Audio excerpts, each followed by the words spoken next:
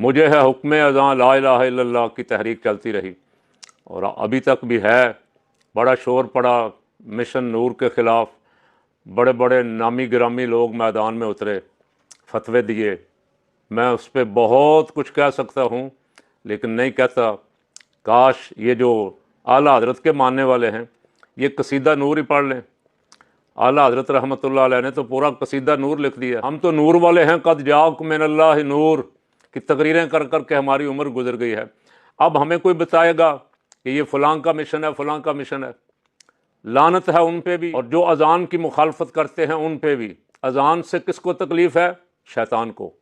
حضور رحمت عالم صلی اللہ علیہ وسلم نے فرمایا جہاں جہاں تک اذان کی آواز جاتی ہے شیطان بھاگ جاتا ہے۔ تو شیطان کو تو تکلیف سمجھ آتی ہے، آنی چاہیے، لیکن اہل ایمان جو ہیں ان کو تو اذان سے محبت ہے۔ یہ اذان تو اس وقت سے ہے جب کچھ بھی نہیں تھا۔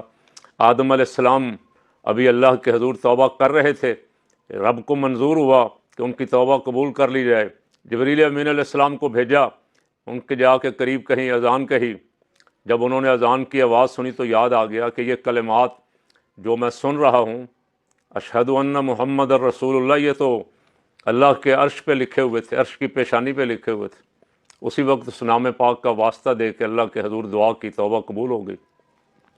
اللہ رب العالمین ارشاد فرماتا ہے کہ ہم نے کچھ کلمات فَتَلَقَّىٰ آدَمُ مِن رَّبِّهِ كَلِمَاتٍ فَتَابَ عَلَيْهِ، کچھ ایسے کلمات ان کو عطا فرمائے، انہوں نے ان کلمات کے ذریعے ہماری بارگاہ میں توجہ کی، متوجہ ہوئے، تو ہم نے ان کی توبہ قبول فرما لی۔ تو اذان سے کوئی تکلیف جن کو ہوتی ہے ہوتی رہے۔